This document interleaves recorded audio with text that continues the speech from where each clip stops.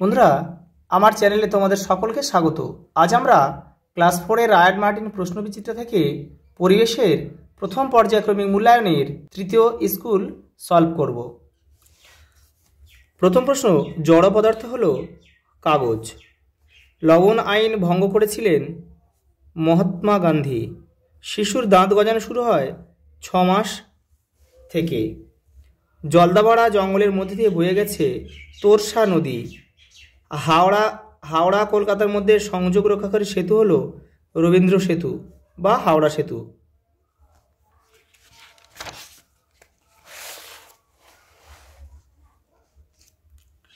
আসবাবপত্র তৈরি হয় এমন দুটি গাছ হলো শাল ও সেগুন। ভারতীয় সিংহ গির অরণ্যে পাওয়া যায়, যেটা গুজরাটে অবস্থিত। পিনটেল হলো একটি পরিযায়ী পাখি। শীতকালে মেঘের রং হয় সাদা আর বর্ষাকালে মেঘের রং হয় কালো। পরের প্রশ্ন, ধানের খোসাকে তুষ বলে। খাবার তৈরির সময় গাছ CO2 মানে কার্বন ডাই অক্সাইড গ্যাস বাতাস থেকে টেনে নেয় এবং O2 মানে অক্সিজেন গ্যাস বাতাসে মিশিয়ে দেয়। পরের প্রশ্ন, বাটখারা দিয়ে পদার্থের ভর মাপা হয়। পরের প্রশ্ন, শ্বাসক্রিয়া কাকে বলে? বাতাস থেকে অক্সিজেন গ্রহণ এবং কার্বন ডাই অক্সাইড ত্যাগ, এই প্রক্রিয়াকেই শ্বাসক্রিয়া বলে। জীব ও জড়ের দুটি করে পার্থক্য লেখো। জীব বংশবিস্তার করতে পারে, জড় পদার্থের বংশবিস্তার নেই। জীব এক জায়গার থেকে অন্য জায়গায় চলাফেরা করতে পারে, জড় পদার্থ কিন্তু চলাফেরা করতে পারে না। সুষম আহার কাকে বলে বা সুষম খাদ্য কাকে বলে?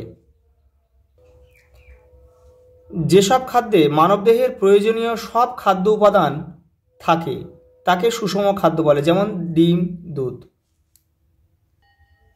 পরের প্রশ্ন, লালা গ্রন্থি কাকে বলে?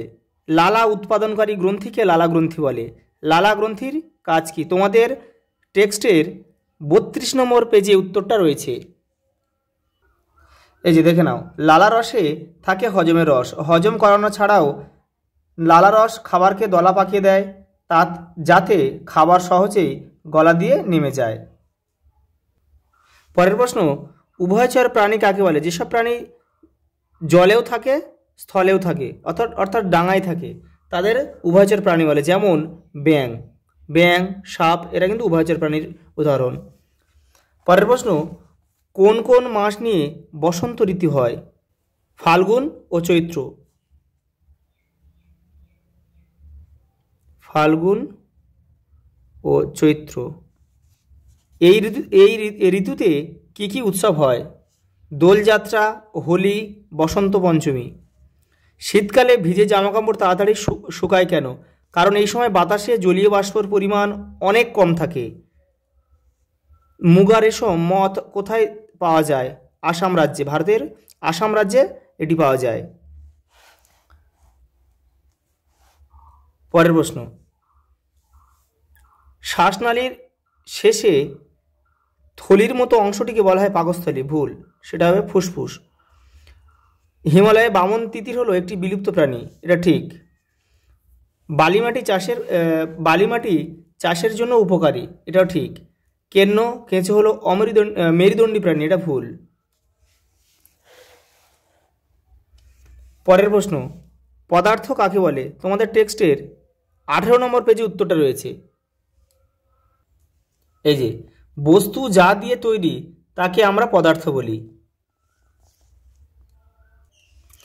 পরের প্রশ্ন ওর সঙ্গে রয়েছে, পদার্থের কয়টি অবস্থা ও কী কী? পদার্থের 3টি অবস্থা, কঠিন, তরল ও গ্যাসীয়। পরের প্রশ্ন, দাঁত ও মাড়ি সুস্থ রাখতে আমাদের কি কি করা উচিত? প্রতিদিন 2 বার দাঁত মাজা উচিত, আর খাওয়ার পরে ভালো করে মুখ ধোয়া উচিত। পরের প্রশ্ন, তোমার প্রিয় ঋতুর নাম লেখো, এই ঋতুর 2টি বৈশিষ্ট্য লেখো। এটা তোমরা নিজেরা করবে, তবুও বলে দিচ্ছি, এটা তোমার প্রিয় ঋতু বসন্ত লিখবে, এই ঋতুর 2টি বৈশিষ্ট্য লিখবে। এই সময় লিখবে যে এই সময় গাছে নতুন পাতা আসে, গাছে ফুল ফল ভরে যায়, পরিবেশ খুব মনোরম থাকে। পরের প্রশ্ন দেখো, গাছ কোথায় খাবার তৈরি করে? তার পাতায়। গাছের খাবার তৈরি করতে কি কি লাগে? অক্সিজেন মানে CO2 লাগে, CO2 মানে কার্বন ডাইঅক্সাইড লাগে, জল লাগে আর আলো, সূর্যের আলো লাগে। এই তিনটে হলে জল মানে গাছ খাবার তৈরি করতে পারবে।